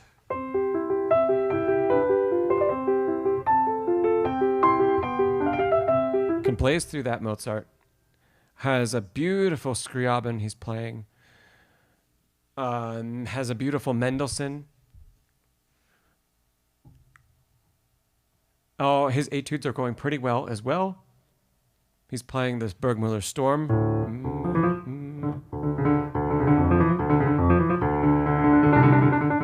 And a Heller etude. But his Bach invention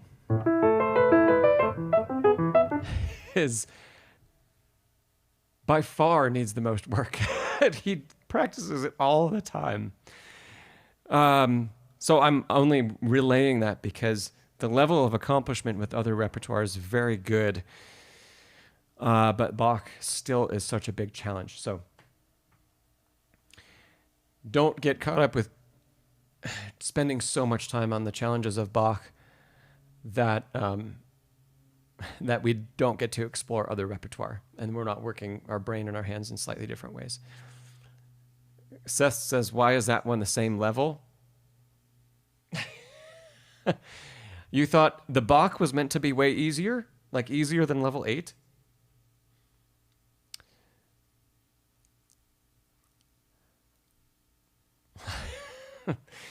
I think part of the reason is Seth, you can play that Bach and none of the other pieces.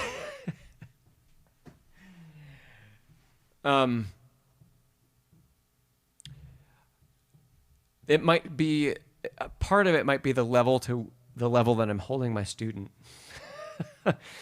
Because I'm demanding is a little harsh of a word, but I'm very adamant that our articulations need to be just right, and our flow of dynamic needs to be just right, our tempo needs to be just right.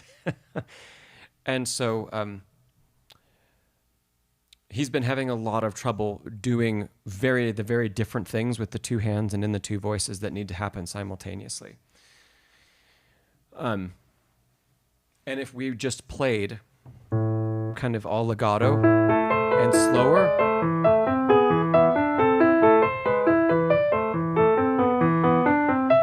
which would probably be more than acceptable for a level 8 exam. If we did that, he'd totally have it down. But because I'm expecting him to show shape in all of the voices,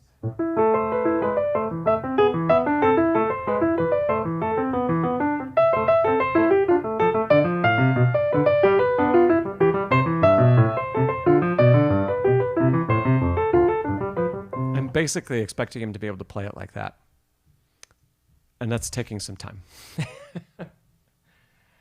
And I feel like if we're not going to present Bach like that, I really want him to. And he's game for trying to do that. Yes, B. Booker forces hand independence. It most definitely does. Yeah.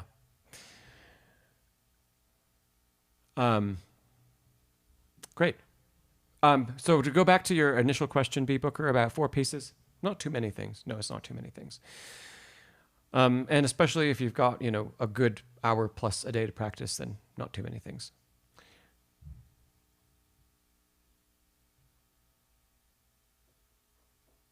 Great. What other questions do we have today? By the way, if you haven't given the video a thumbs up, if you could do that, please, that would be fantastic.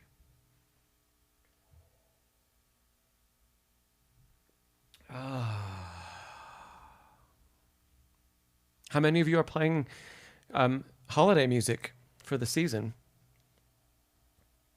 This is the first year in probably 6 or 7 years that I haven't written any new holiday arrangements. Just been so busy with other things. B Booker, you say you're practicing in 5-minute chunks. Okay. Keep your musical chunk really small, like a bar.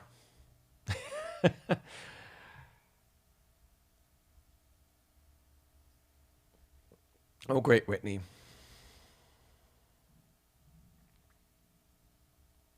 Good.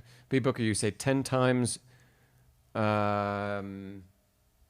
a bar or a chunk. Okay. I could ask you more questions. But yeah, Lori, absolutely. Let's go for it. Oh, Mignon by Schumann. Yes. It is a charming little piece. Lori, do you have a question about Mignon? And Nancy, you say you started my Christmas course. Fantastic.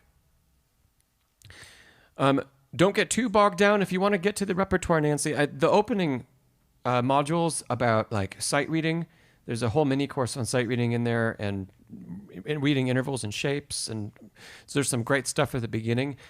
But if you feel like going through those exercises and all of the sheets that I supplied is too much to get you into the repertoire, pick one of the pieces, one of the 5 that are in there, download the score, start listening to the modules that go with that piece at the same time if you can. Don't expect to like master the opening courses on sight reading before you dive into the pieces. You can always come back. And you can take the concepts from those modules about sight reading and such, and you can apply them to all kinds of other stuff that you're working on.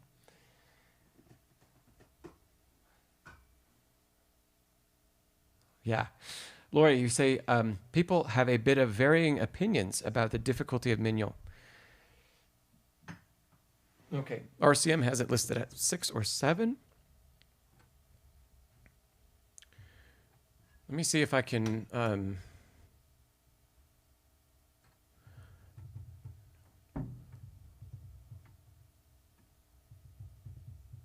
let's see what I can find here.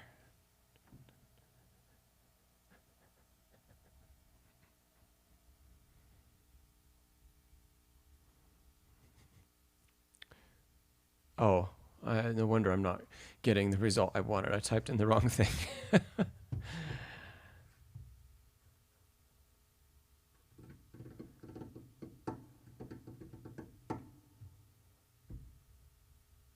Okay, so it was grade 6 in 2015.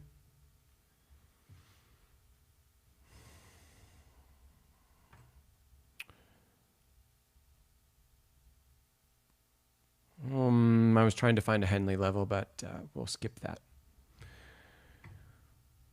Mignon is a beautiful piece.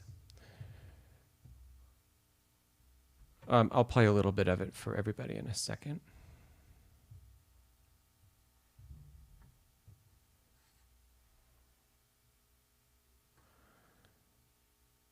Yeah, this will be a little bit small, but there's the piece in its entirety. Number 35 from Schumann's album for the Young.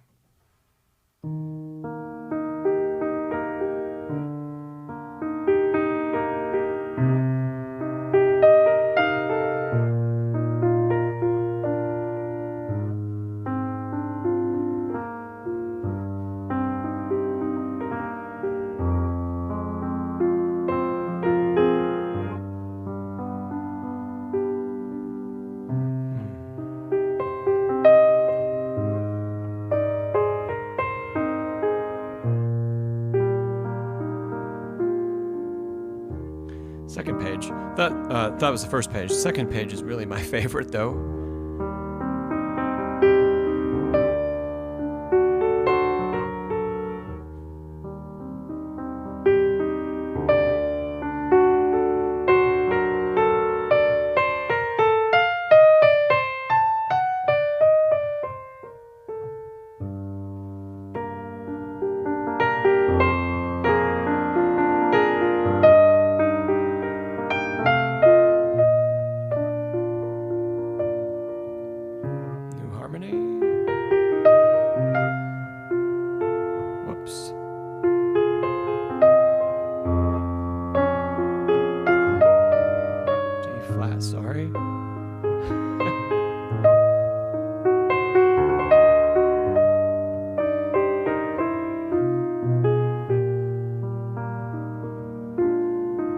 Okay, that's a little bit of how that goes. So Laura, you say while you were looking at the score, you were considering this as one of the pieces before your first Mendelssohn. Okay, cool. Yeah, Laura, this would be a great choice. The real difficulty in the piece, the main difficulty is showing the right phrase and understanding stem direction and where things are actually going. So if we look at the very beginning, things that you should start thinking about right away when you begin the piece. How many textures are there? There are 3. If we use some highlighter for that, there's our lower voice, there's an accompaniment, and then there's a melodic pitch. And every bar is going to have something like that. So when we get to bar 3, for example, there's 2. Yeah, great. Okay.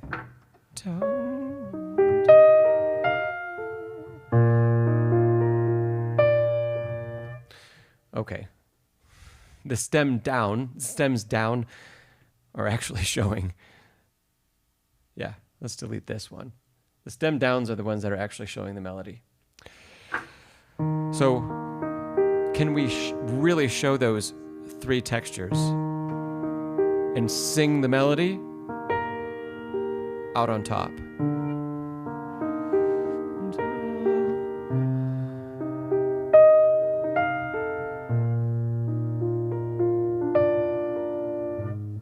Yeah, and then we get an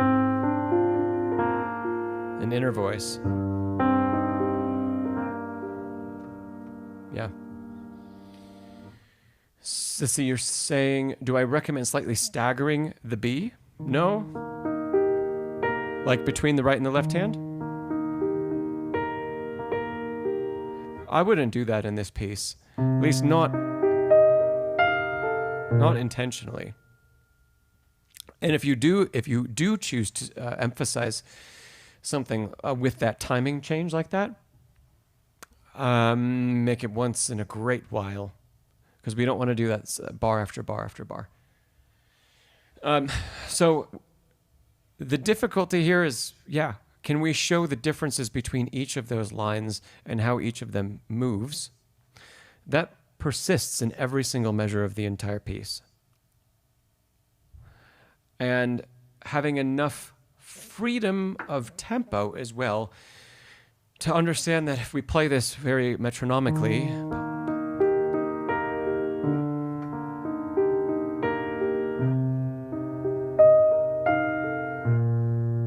it's also going to be kind of flat.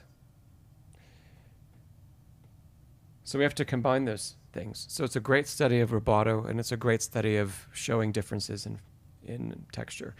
The second page, we get even more of this happening, and it's even more difficult. And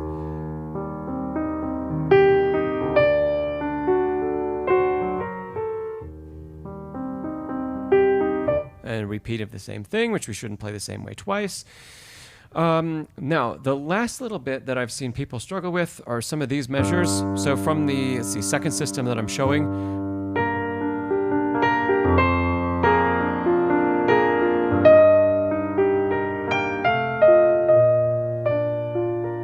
stems again from the fact that there's 2 very distinct things happening in the right hand. Through all of that, there are stem up melody lines. And then in this bar, that inner texture is shared between the hands. And there's a lot of thumb. So crossing while we hold 5. And doing a finger substitution right there. Man, there's so much stuff that happens in this measure. This is one of those bars that you would start with this phrase when you begin the piece. And then work back to the beginning. So there's a finger substitution of that high pitch. There's a thumb tuck while we hold that pitch. And then we have to hear that this line, I'll put it in a different color, in yellow. This line None of those notes should speak out or bark out, but they transition between the hands. And then to further complicate it, the thumb in the left hand is used twice. So the thumb kind of has to slide through those. There's a lot that happens in that measure.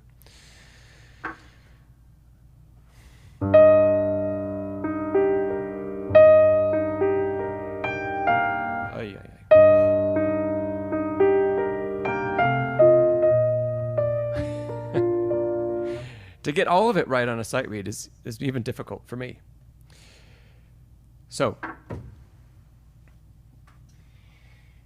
Lori, you said you're reconsidering whether you're really ready for it. You're probably ready for it, Lori. Yeah. No, I'm just pointing out the hardest things about it and about making it really beautiful. You know, the Mendelssohn might actually be easier because things aren't so woven together. It's just a bit more straightforward. But if you want to start with this piece, go for it. It's still going to work on a couple similar things, voicing in one hand and making sure that we can really show where is that melody and when it's in the right hand, and when the right hand has two textures, where is it? I know, Lori, I think you've worked on a couple of the pieces that show this. Wasn't there a Grieg you were playing that had a similar type of texture? Did you play Of Foreign Lands and People? I feel like you might have. That's a very similar principle in those pieces. So accompaniment is persistent throughout and needs to remain quieter while we sing the top voice out. Arguably, this is easier than Of Foreign Lands and People. So.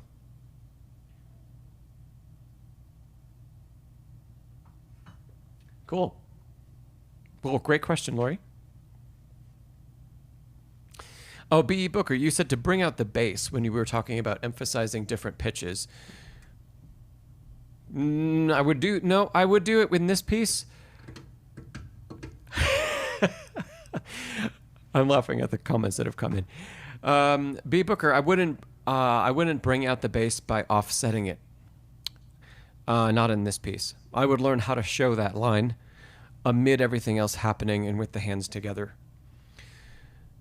And if once in a while, after you've learned that and after you have decided on an interpretation, if there is a bar here and there where for a specific effect or to really show something, we might pull the beat apart a little bit and place different voices together. But if you do that too often, every bar, one, it becomes predictable, and two, pulling every, let's say, third or fourth beat apart in this piece,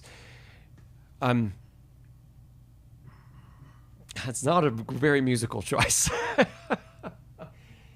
And it'll lead to a listener just getting tired of hearing it when it happens too often. So that should be something that's like in our back pocket where we say, I've got a trick and I'm going to use it on this measure and this measure, and that's it. And I'll have a plan for it. But other than that, I'm not going to allow that to happen. So reserve that for those special occasions. Bedlington Groomer, you say, I never say to go for it. There, you're right. Yeah. Hello, Trance. How are you? Okay. Thanks, Whitney. Thanks for being here. Hey, I've got time. If there's one more quick question, I've got time to answer that. Or we could call it a day. That's up to all of you. What do you think?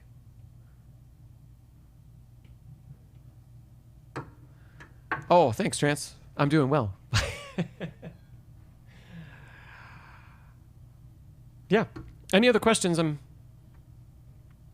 I'll take one if everybody types in all at the same time. Okay. Oh, I got two now. Oh, good. Okay, great stuff. My pleasure, B. Booker. So, opera singers, SA opera singers. Welcome, by the way. Haven't seen you on a stream before, so thanks for being here. Thanks for chiming in. Do I keep the temperature constant in my studio? It looks like I'm cold. I'm actually way overheated. This is just because it looks nice, and I sacrifice for my art. So no, I am very warm. And yes, I do keep the temperature in here very consistent. It stays about, in the wintertime, it stays about 67 to 68 degrees Fahrenheit in here at all times, all day long. And the humidity also stays about 40%. And I have a humidifier on the piano. So I can get away with a sweater like this because the room itself that I'm in is only 68 degrees. Otherwise, I'd be dying. So yes. So you say you've been told that temperature differences, the piano will go out of tune faster. That's 100% true. And even more important than temperature changes are changes in humidity, which often coincide with temperature changes in a space, because as we heat a space, for example, I'm in the northern hemisphere. It's winter time, so things are cold. The heat is on in the house. And when the heat is on, the air dries out. And that happens for everybody that has heat, unless it's like that heat that's in the floor. Can't think of the name of that. I can't. Whatever. That doesn't matter that much. But if you have like forced air and it's heating via a flame in the furnace, you're drying your air out. So the house also here has a humidifier. So that whole air is being humidified, and the piano has a humidifier to maintain the consistency. And then even throughout, Radiant. Hey, everybody, you're so great. And then even in the summertime, the temperature down here, because I'm partially underground, the temperature down here gets to at most like 70 or 71 degrees. So even across the entire year, the temperature in this space only fluctuates by about 3 or 4 degrees, which is very, very consistent. Yeah. Yeah. And if you allow temperatures to fluctuate, the piano is going to go out of tune for sure. If you allow the humidity to fluctuate, let's say if the temperature is more than 10 degrees, you're going to have, your piano's not going to stay in tune. And a combination of temperature and if humidity changes greatly, you're going to have a lot of other problems, not just tuning. Your action is going to go out of regulation very quickly. You're going to have keys that are sticking. You're going to have hammers that are bouncing and double striking pitches. All kinds of bad stuff happens if your temperature and humidity aren't kept constant or very close to. Yeah. Nancy, you say it's 12% humidity in San Diego and 85 degrees? Wow. That is remarkably dry for San Diego, I feel like. Let's see. Trance, you had a question. You say currently you're using sheet music books for learning. Would you recommend a tablet and going digital? And what sites are good to source sheet music from? You know, a great thing, I'll give you two great things about having digital music. One, I mean, it's super easy to carry around a ton of it. So you can have books and books and books. I could have my entire bookcase of, my entire library of sheet music can live on there. And I need to carry one really small thing around. That's great. It's also, depending on what you're studying, there are so many resources out there for downloading the music that you want. So if you're looking to play more contemporary stuff or pop stuff, or you're learning chords, Music Notes is great. Go on Music Notes, buy a bunch of stuff. And if you are wanting to learn more classical repertoire, go to imslp.org. IMSLP, they host like every piece of classical music that's in the public domain is available there in a variety of sources. Sometimes you can find like first edition prints, which is really cool to learn from. And, you can find a lot of really good material, and you don't have to go out and buy a score. It's free, and they're usually pretty good. If you can avoid downloading anything that says Schirmer, do that. And if you can avoid buying anything that says Schirmer, do that. There are better resources. So then you can keep everything on your tablet. Great. There are also, for example, one of the great music publishers, Henley, out of Germany. They're fantastic for so many pieces of repertoire, and they're very authoritative scores. Right? There's a lot of scholarship and research that's gone into them. Henley has their own digital library that you can purchase their scores from, because even though they're releasing music in the public domain, their editions are under copyright. So technically, you're not allowed to upload them for free anywhere. If you find one, it's not supposed to be there, because the research involved and the fingerings and the editorial marks, those technically are under copyright, even though it might be a piece of Beethoven. But Henley has their own app. That's Henle. They have an app, and you can go on there, and then you can buy those really, really great scores digitally. They cost less than buying the physical copies. You don't have to wait for shipping, which sometimes from fulfillment, depending on where it's coming from, can be weeks. And today, a lot of us are used to getting our stuff in just a couple days if you're on Amazon. So waiting weeks feels like a really long time. Sometimes I very rarely buy hard copies of anything anymore. Sometimes I do it usually if I've performed something and I want like a keepsake score to kind of say, hey, cool, you performed this piece. I'll buy a nice score for my bookshelf. Otherwise, almost everything I do is on a tablet. And I use an iPad Pro. You don't have to buy something that powerful, but what I would suggest is getting something with a big screen. So I think iPad Airs are less money, and you still get that like 13-inch display, which shows you very close to full size, like 8.5 by 11 sheet of paper. That's really important because if you have a smaller tablet, the size of everything gets really reduced, and then you can only see a part of a page at a time. That could be really frustrating. Oh, hey, Johan. Well, it's good to see you, Johan. Yeah, my pleasure, Trance. Let's see. There was one more question. Two more questions. Leisha, hi. I didn't see you here. I'm glad you're here, Leisha. And yes, I will email you a link. And yeah, Trance. We've been on for 2 hours, by the way. We're just wrapping up.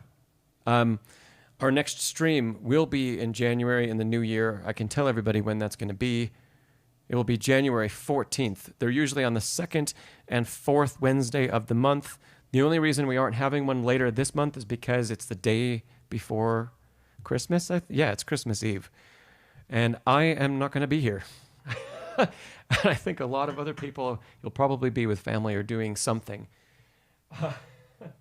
So that is why we don't have another stream this month. But January we'll have 2, the 2nd Wednesday and the 4th Wednesday of the month at 10 a.m. Mountain Time in the U.S. That's 12 p.m. Eastern Time. I think it's 5 p.m. London. I think. There was one more question.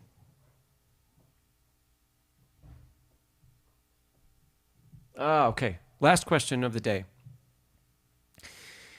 Daniel, you said you've been playing piano for a year now. You find yourself playing for enjoyment these past few weeks. And do you have any advice for how you can develop better discipline in daily practice? Yeah, a couple things, Daniel. Okay, first off, and this sounds like a plug, but it's not intended to be that.